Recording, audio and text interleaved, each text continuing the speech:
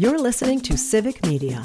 You can tune into any of our live shows on any radio station across the state with the Civic Media app. Find us in your phone's app store and listen anytime, anywhere.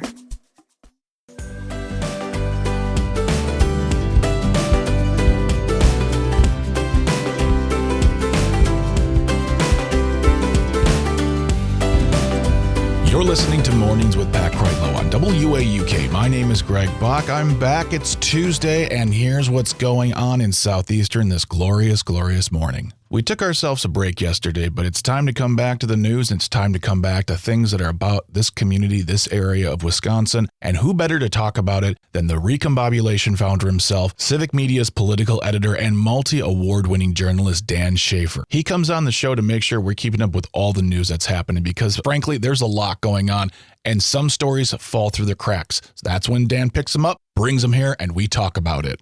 Welcome back to the show, Dan. Love having you here. What have you brought us that is uniquely Southeastern Wisconsin today? Well, we are getting close to back to school time. Many schools getting back into the classroom right around now. And Milwaukee Public Schools has been dealing with quite a lot. They underwent a leadership change this past year with the new superintendent, Brenda Casilius. And they've also had to deal with a lead crisis in many of the schools, where many of the older schools throughout the district have dealt with problems remediating some lead paint, dealing with some other lead and water issues. And it was really a major crisis that ballooned during the last school year. And there was some updates as of late about, addressing this in a number of schools across the district. Tell us more about the update that did come from MPS on this. So MPS sent a letter on August 19th to people in the MPS community to just update on the health and safety as we're just a couple weeks before the start of welcoming students back on Tuesday, September 2nd. So they updated on a number of the schools that had to be closed during last school year due to this lead crisis. So they had cleared a number of schools, including Fernwood Montessori School, Golda Meir School. Both of those were among those that were closed down for part of last school year. So they have cleared 14 schools. And I think, they prioritized the schools that had some of the most glaring issues that prompted some of those closures last year. So they have cleared a number of those. But at the same time, there are still 36 schools that are in progress for dealing with some of that lead remediation, whether it's paint, whether it's in water. A lot of it is in paint for some of the older schools. And so it's still a huge lift for many of these schools and for the MPS school district to be able to address before people can come back and be there safely and not have to worry about some of these issues. It just seems like a lot to take on. I mean, that it feels like they must have extra staff or extra experts coming through and working on these problems. Then with so many schools, you can't close down that many schools. The kids have to come in. People have to work. Yeah. And I think, they've been working with the Milwaukee Health Department on this as well. The health department has taken a lead in some of the lead remediation that we've seen throughout Milwaukee. That was an issue that really came to a head, kind of 8 to 10 years ago in the city, led to the change in the health department, new leadership there. Now a couple leaders removed from that, but I think all schools will have to go through a process to be approved by the Milwaukee Health Department to make sure it is safe. And I think a lot of it is because so many of these schools, Milwaukee's an old city, right? So many of these schools were open before 1950 when, people were still using lead paint in a lot of ways. And so as they, go through the process, it's a very involved scientific process to make sure that people or places are safe from any of the lead paint or residue that might be on the walls in these places.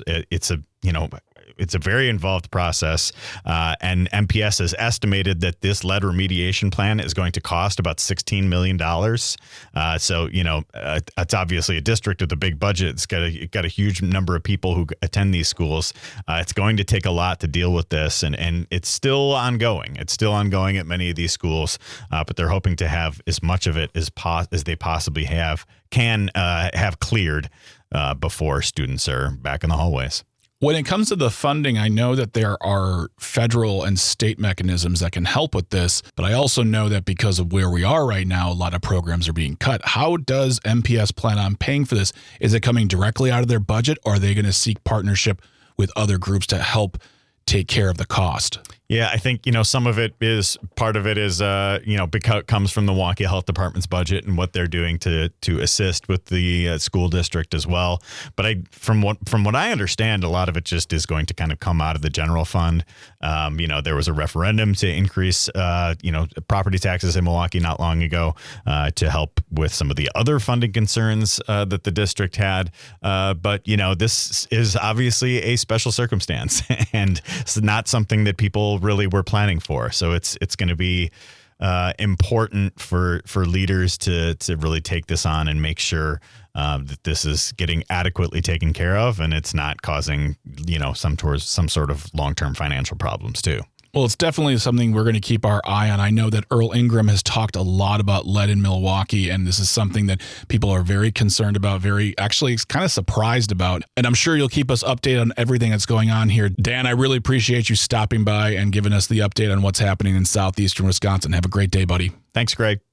That was Civic Media's political editor and founder of the Recombobulation Area, Mr. Dan Schaefer himself, and I truly appreciate him stopping by to share all of these important stories with us. If you want to find out more from Dan, you can subscribe to the Recombobulation Area. It's incredibly affordable and keeps you up to date with what's going on in Wisconsin with award-winning journalism. Or you can go to civicmedia.us/news. There you'll find other articles Dan is working on, including his Recombobulation Minute, which you can download and listen to it whenever, wherever you are, just like all of our shows at civicmedia.us/shows. I'm telling you, our website, incredibly versatile, incredibly informative, so go there, civicmedia.us, to find out more. And speaking of Dan, you want to stick around because at 8:35 this morning, Pat will be welcoming him to the show to talk more about politics in the state and catch up on those stories you may have missed over the weekend, so stay tuned. You're listening to WAUK's Local Report on Mornings with Pat Kreitlow. To keep up to speed with everything going on in southeastern Wisconsin, go to WAUKradio.com and sign up for our newsletter. For WAUK and Civic Media, my name is Greg Bach. I'll talk to you in 20 minutes. It's 6:59.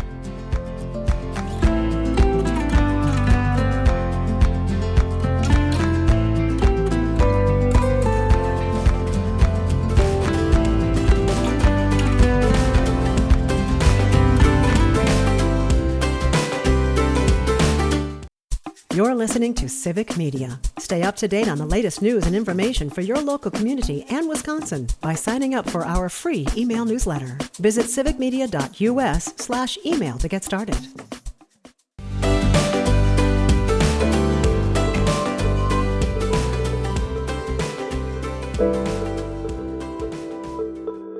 You're listening to Mornings with Pat Kreitlow on WAUK. My name is Greg Bach. I'm back, and here's what's going on in southeastern Wisconsin this morning. We live in a world where news is coming at us from all angles all the time, so it's easy to forget some stories that happened here in Milwaukee. And one of those stories took place in April of 2025 when Milwaukee County Circuit Court Judge Hannah Dugan was arrested by the FBI at the Milwaukee County Courthouse on federal charges of obstruction and concealing an individual. Last week, there was a development in the story, and that's why I invited former U.S. Attorney and host of Amicus, a law review, Mr. Jim Santel, to the show to break down everything that's going on in this case, because the arrest of Judge Dugan isn't just something that affects Wisconsin, it affects the entire country. We are talking to Mr. Jim Santel. He is the host of Amicus, a law review, which is available every Saturday, 9 a.m. to 11 a.m. I can tell you firsthand knowledge, it's like law school in a 2-hour course once a week. You get a lot of information. It's great to listen to. And if you can't catch it live, you can go to civicmedia.us/shows, download episodes, subscribe to it as a podcast. I'm just telling you, listen to the show. He's here every Thursday to talk about what's going on in the news with regard to law and something very close to home. I know we've been talking a lot about Jeffrey Epstein in the past few weeks, but there have been some developments in the Judge Dugan case out of Milwaukee. Jim, can you give us a little rundown of what happened and what came out of the courts this week? Yeah, absolutely. This is important. Again, Hannah Dugan charged in a federal indictment, basically with undermining the conduct of one of our federal agencies. We all know the alleged story there and the indictment that she's facing. She filed through her attorneys a couple of motions. One of them basically said that, gee, if Donald Trump is immune from prosecution, I should be also. So she raised an immunity defense. And then she also filed something called a 10th Amendment defense, which sounds very wonky, but we all understand it. It's basically saying, gee, this is a state matter. She's a state court judge in a state court proceeding. Federal government should have no involvement. 10th Amendment basically says there's a separation between those. It's kind of the states' rights version inside our Constitution. So that's pending. A magistrate judge, her name is Nancy Joseph, a little while ago, she recommended to Judge Lynn Edelman, who is presiding over the case, recommended that he deny those two motions. And sure enough, just early this week, Judge Edelman adopted that. And here's what he said. He said there's no basis for granting immunity simply because some of the allegations in the indictment, again, the charging document against Hannah Dugan, describe conduct that could be considered part of the judge's job. He puts that in quotes. And he said, as the magistrate judge noted, the same is true in the bribery prosecutions, concededly valid, where the judges were prosecuted for performing official acts intertwined with bribery. What is he saying with all that? He says, well, you know what? This is kind of a mixed situation. He says it may well be that there may be some criminal conduct here. It's mixed in with her role, plainly, as a sitting circuit court judge. And basically he says, I'm going to let the jury sort that out. He also then dismisses the 10th Amendment argument, says no, that at least as to here, the government can still go ahead. So it is undeniably a victory, if you will, if we speak in those terms. All criminal prosecution, of course, is a tragedy also. Victory for the government. It is a loss for the defense. But what the judge also said, again, the presiding judge, he said, before we go to trial, I want to know whether or not you're going to appeal my decision. That would go, Greg, as you and Calvin know well, to the 7th Circuit Court of Appeals. And he's scheduled a hearing for middle of next week. Everybody's going to come in. More reporting on this show and others, obviously, about what the parties say. Almost certainly, Hannah Dugan, through her very good attorneys, know them well, and they're very effective, even though they were not successful this time, will almost certainly say we're going to take what's called an interlocutory appeal, another one of those big fancy legal words out there. We're going to take this to the 7th Circuit to determine whether or not Judge Edelman is right or wrong on that. The effect of that will be to delay this. Unlikely we'll see a trial anytime in this calendar year, much more likely into 2026 or beyond, again, depending upon what the Court of Appeals has done. So movement forward in the case, but not closer to real disposition. Charges still pending. She still remains a judge, but on administrative leave. She is not on the bench. And while this is all pending. That was been by my next question statement, is that she currently is not on the bench because she has been, she was suspended by the Wisconsin Supreme Court, which at the time, and still the current makeup of the liberal Supreme Court, they did it as a matter of process, as a matter of this is what you do. I guess for me, like you've got to watch it all play out. But I just keep thinking back to that video and the statements. This was not some plan that was hatched. It was literally her showing this gentleman to the door, accessing the same hallway as these ICE agents, riding on an elevator with these ICE agents, exiting the building, and then being detained. And Jim, I am rarely called smart, ever. But from what I see, I can't see any sort of criminal conspiracy to commit any sort of obstruction. Right. And you know what? I'm going to describe you as smart because I think your comments are just that. What the judge is basically saying here is, you know what? On these kind of esoteric, it's a lot kind of arguments, I'm not going to take this away from the jury. We all know that when cases go to trial, when you've got witnesses on the stand who describe, Greg, exactly what you're just describing here, who is saying what to whom? Tell me about the dynamic. Show me where the elevator is. Tell me what was happening in the courtroom, in the hallway, what discussions we're having. All that becomes more factually relevant. And basically the judge is saying, I want the jury to decide that, to sort this out. And it's often the case. This has been my practice and the practice of any other litigating attorney out there. Difference between pretrial motions, getting rid of or not getting rid of cases, and taking them to trial. We'll see what happens. Even the 7th Circuit affirms Judge Edelman. There's a long way to go before you get a conviction here based upon precisely the observations, Greg, that you have wisely, smartly made right now. You can listen to Jim Santel's show, Amicus, a Law Review, on Civic Media Saturdays, 9 a.m. to 11 a.m. every single week. And if you can't catch it live, you can go to civicmedia.us/shows. Look for Amicus and download those episodes directly to your device. You can listen to them anytime, anywhere. Again, that's civicmedia.us/shows. You're listening to WAUK's local report on Mornings with Pat Kreitlow. To take all your favorite WAUK shows with you on the go, download the free Civic Media app at the Apple or Google Play Store. For WAUK and Civic Media, my name is Greg Bach. I'll talk to you in 20 minutes. It's 7:29.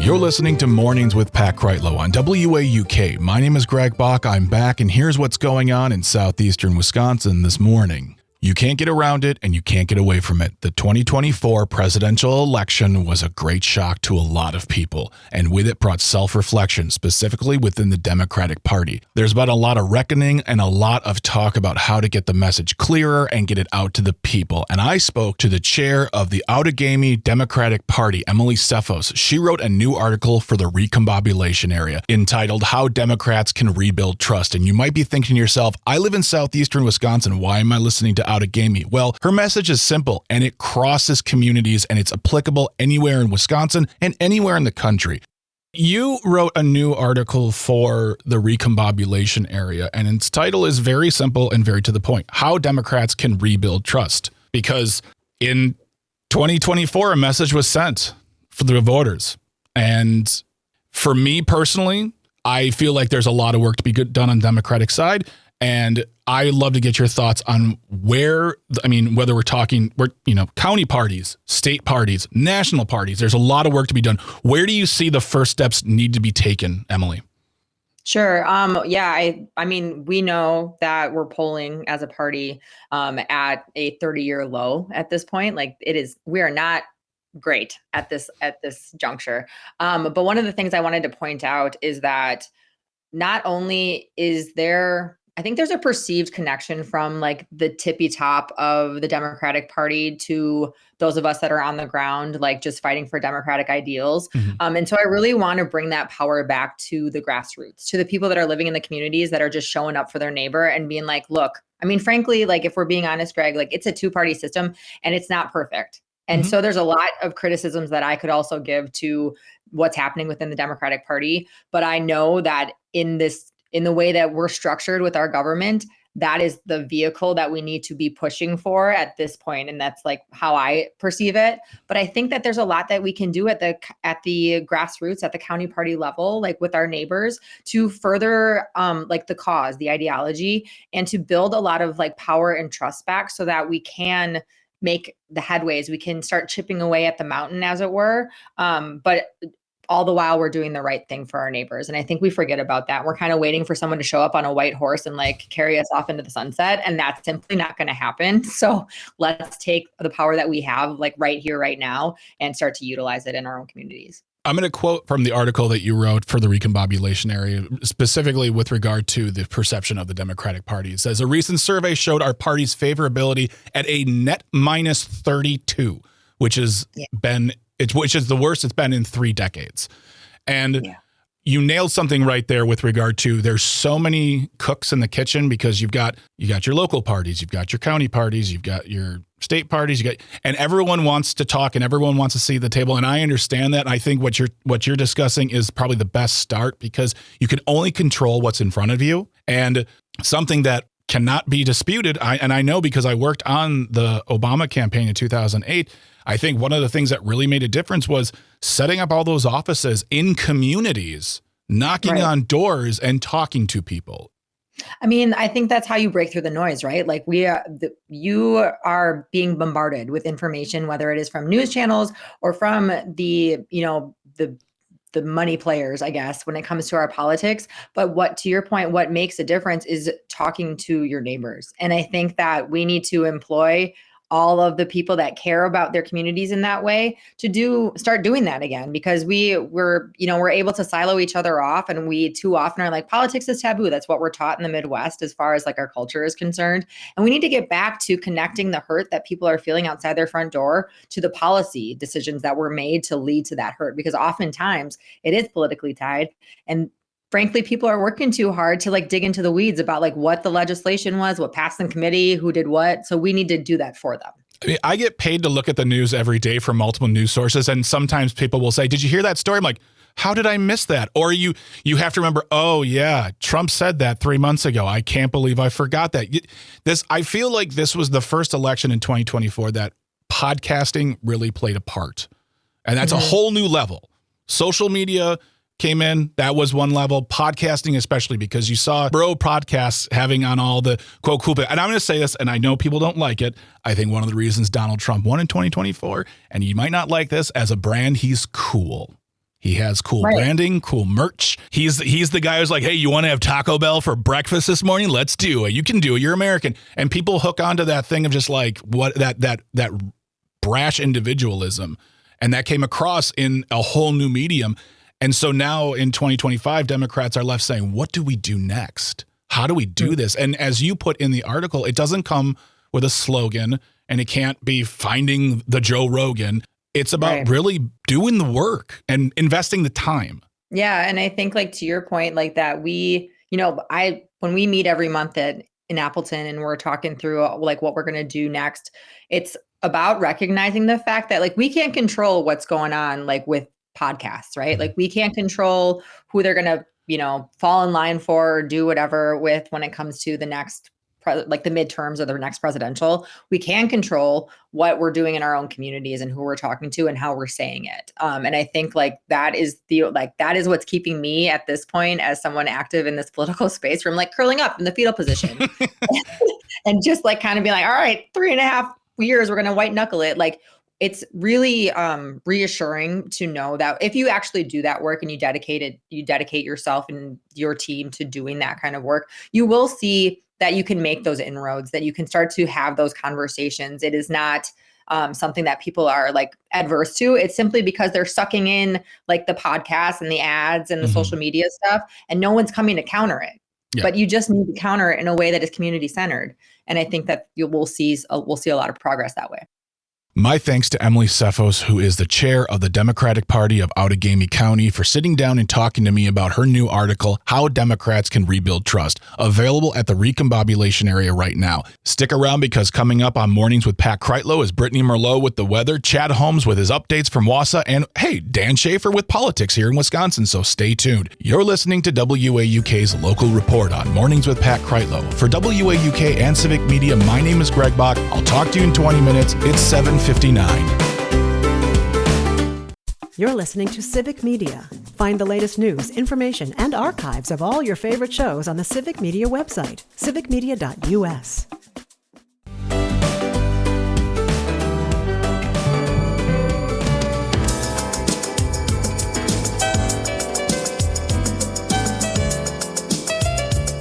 You're listening to Mornings with Pat Kreitlow on WAUK. My name is Greg Bach, and I'm back, and here is what's going on in southeastern Wisconsin this morning. Her intro music is back, and that means one thing and one thing only. Civic Media's multi-award-winning meteorologist Brittany Merlot is here to talk about not only the weather, but things that have to do with the weather, how we keep ourselves safe, how we keep ourselves prepared for what's going on. And today we're talking about a piece of technology that's designed to keep us safe when we're on the go, doing kind of those more extreme things out in the wild, whether we're in the air, on the water, or going for a real long hike. So if you feel like I'm talking to you, you want to take a listen. Brittany, it's always great to have you here talking about the weather, talking about what's going on in the world of weather. But today we're going to focus on something a little different, and that's keeping yourself safe. And there's a new device out there that you can keep on your person when you're traveling, whether you're on the land or on water. Tell us more about the personal black box. Yeah, so a little bit of a dark topic. Maybe we, try to stay away from that and thinking of the worst thing happening. But I like to plan. I like to be prepared.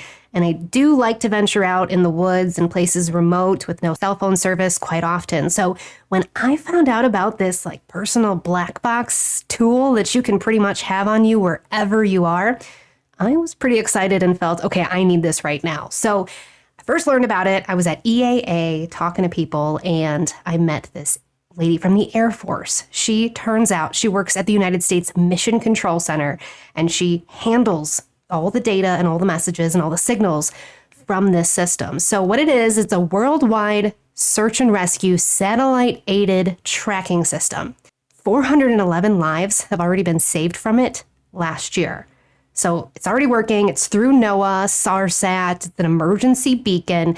And this signal, basically, when it goes off, it can reach satellites up to 22,000 miles away in space. Wow. That satellite, yeah, it's really, really cool to think about. So that satellite picks up the data, it then sends it to a local user terminal, which is a receiving station that's here on land and stuff. And then that packages it up and sends it to the U.S. Mission Control Center, which grabs registration information, data on you, where it's at, who they need to call and contact.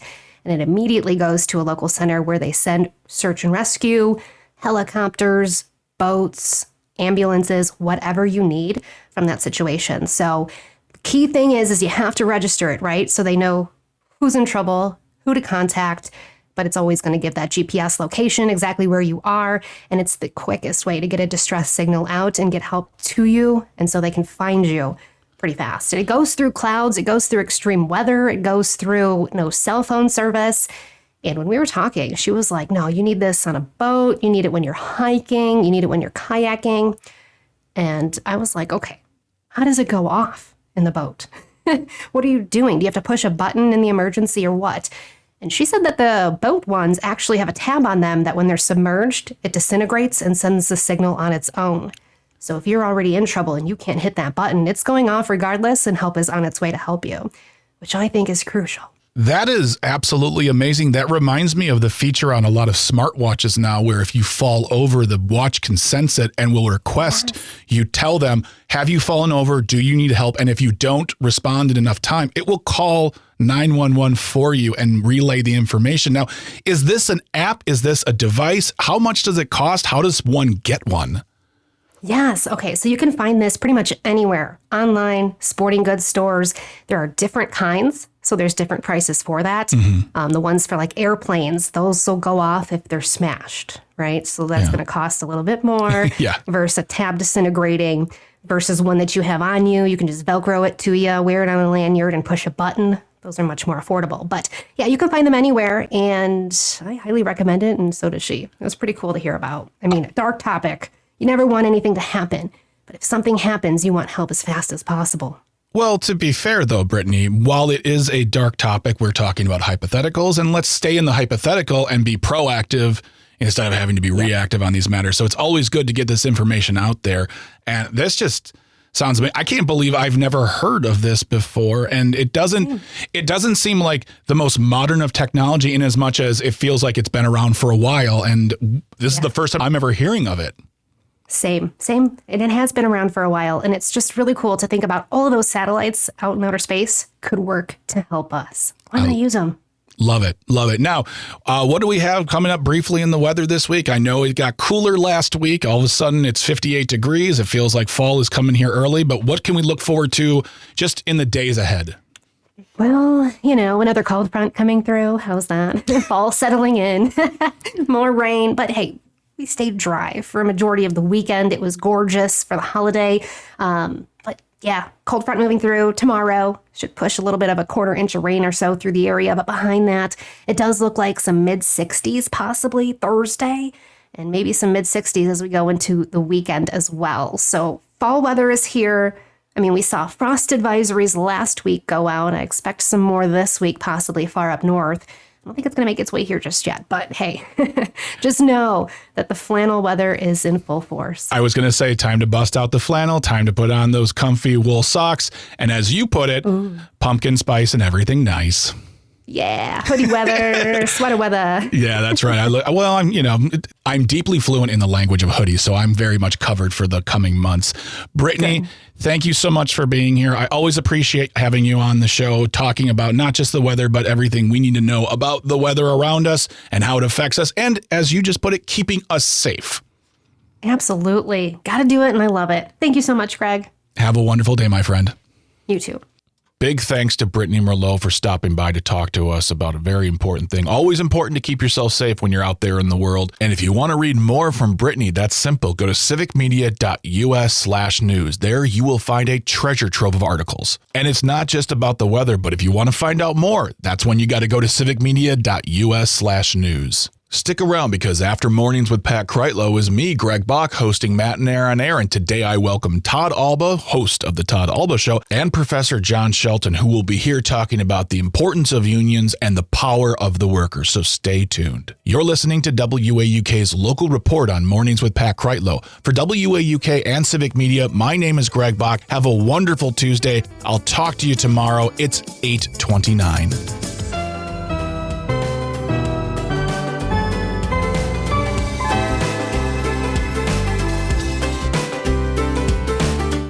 The national news cycle never stops, but it can be hard to find news about your local community. Civic Media is dedicated to providing quality local and state news coverage across Wisconsin. With the Civic Media app, you can get notifications about local stories that matter to you and your community. Find the free Civic Media app in your phone's app store and choose notifications from the menu to tell us what kind of news you want to hear about.